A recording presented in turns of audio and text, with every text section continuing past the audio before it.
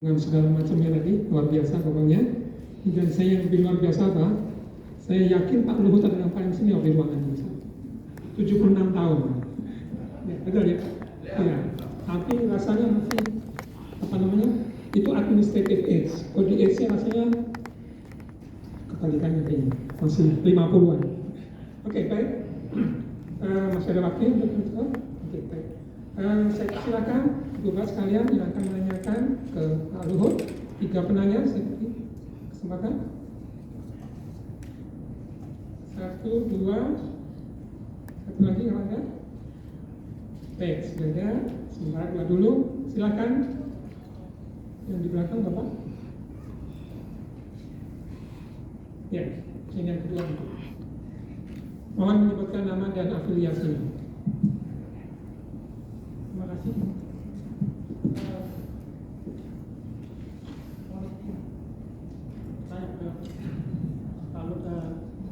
Nama saya Abang Riza, praktisi tambang batu bara.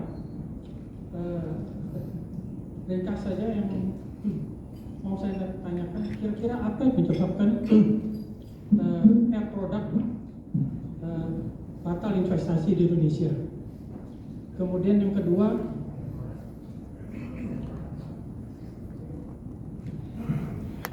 apakah ada calon penggantinya? Dan yang ketiga, apakah ada kemungkinan perbankan BUMN ini ikut mendukung program hilirisasi ini untuk sisi pendanaan? Terima kasih.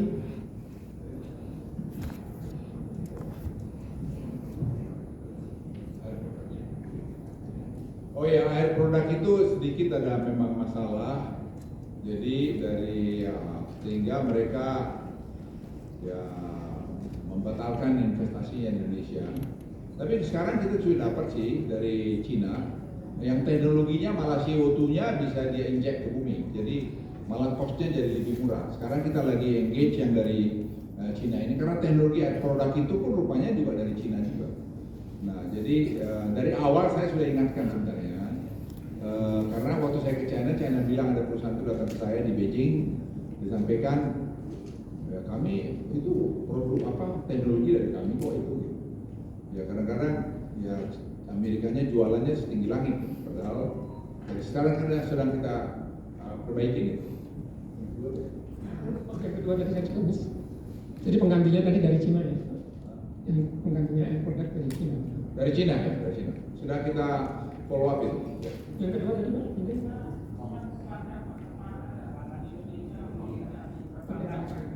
perbankan ya kita dorong terus terang sekarang seperti Kaltara ini proyek 1 ini kita mau finalisasi strukturnya gimana supaya mereka bagus sekali Mas tuh. Mereka minta satu infrastruktur kita yang kerja. Kemarin saya sudah lapor presiden soal jalan kita mau buat. Yang kedua pemegang sahamnya kita minta Indonesian, mereka minta ada Indonesian side. Itu produk Liu minta 10%. Itu saya kira nanti akan dapat dari pendanaan dari dalam negeri. Kita sangat perhatikan itu. Dan kemudian yang di Morowali di mana sekira, ya Lexus sudah mulai masuk dari perbankan kita karena ada juga perbankan kita yang goyang karena harganya turun. Mungkin terlalu agresif kemarin harga apa namanya ini nikelnya ini turun karena terlalu agresif. Makanya sekarang kita batasin smelter yang baru dia harus tidak kita larang, tapi kita beritahu smelter yang baru harus pakai energi green. Ya pakai green kau kan selamat ya. untuk yang kedua silakan. Terima kasih Pak Som. Nama saya Aksa dari Teknik Bioenergi ITB. Saya dosen peneliti juga mewakili Pusat Energi Terbarukan di ITB. Yang ingin kami tanyakan, saya rasanya sudah searah ya Pak, kami di akademisi juga sudah berusaha mengembangkan melakukan hilirisasi berbagai produk terutama di bioenergi.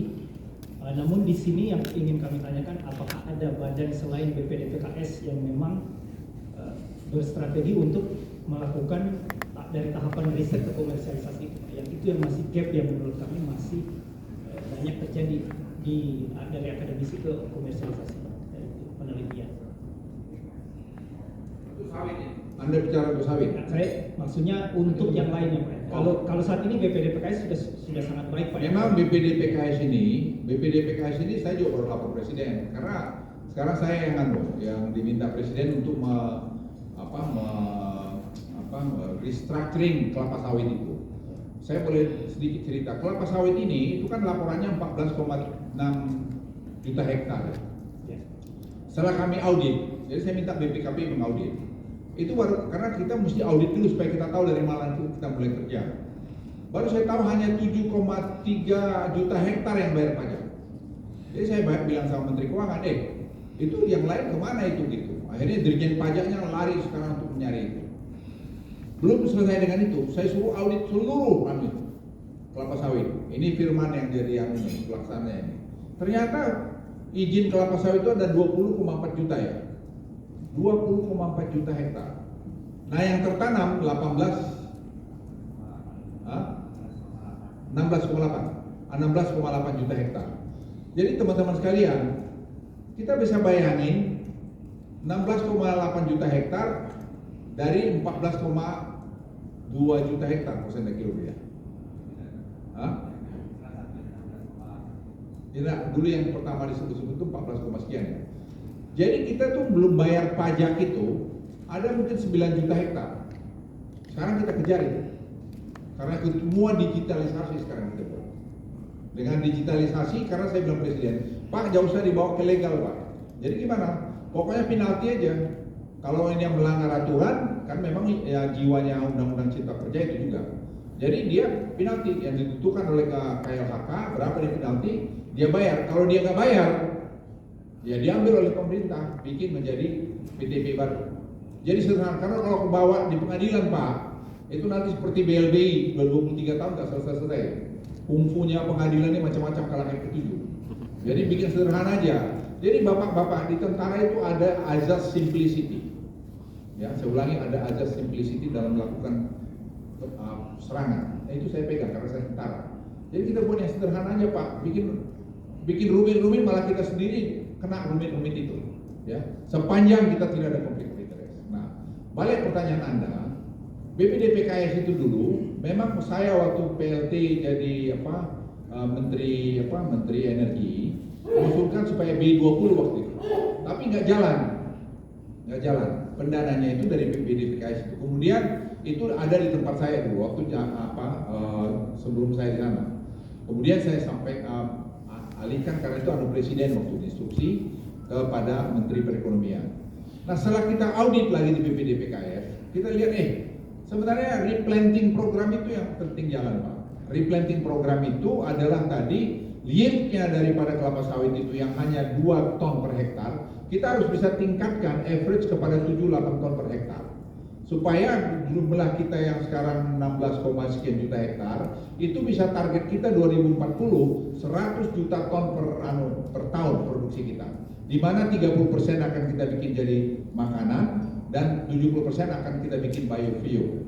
Sebenarnya itu aja yang harus dicapai. Nah tadi riset menurut saya harus bisa. Jadi dana BPD PKS itu sekarang 32 triliun kalau saya kira. Itu jangan untuk lagi memberikan biodis B20, B30, mungkin kita kasihkan aja replanting program dan itu saya usulkan. Makanya saya usulkan sekarang itu BPD PKS itu di restructuring. Nanti dari situ bisa juga tadi untuk dana riset untuk tadi masuk supaya yieldnya yang bisa naik sampai 10-12 ton per hektar itu. Apakah di sektor lain juga ada seperti itu? Selain BPD PKS yang memang fokus di industri sawit, apakah ada juga di sektor lain yang seperti itu Pak? Pembiayaan yang cukup besar? Ya pembiayaan riset sebenarnya itu dari LPDP. LPDP itu kan angkanya kalau udah keliru 10 miliar lebih US dollar sekarang. Karena itu per tahun jumlahnya kan banyak. Itu oleh Menteri Keuangan kami pernah bicara-bicara. Emang itu kita pengen dana riset juga dari sana. Tapi begini teman-teman sekalian ya, kita ini harus fokus. Jadi dana riset itu apa sih riset kita yang paling penting? Seperti kelapa sawit itu saya penting, seaweed itu menjadi penting. Terus apa lagi?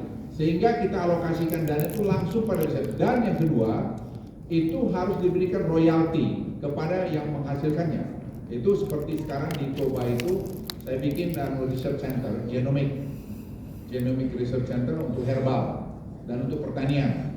Itu researcher muda kita itu yang melakukan penelitian saya berikan 20%. target 20% untuk dia dapat kalau berhasil membuat pemurnian bibit-bibit tadi. Terima kasih Pak. Terima kasih Pak Luhut. Tampaknya ini waktu juga yang membatasi kita Pak Luhut karena masih ada sesi-sesi lain. Jadi ini luar biasa apa yang disampaikan Pak Luhut. Ada dua kata tadi yang saya coba untuk. Yang pertama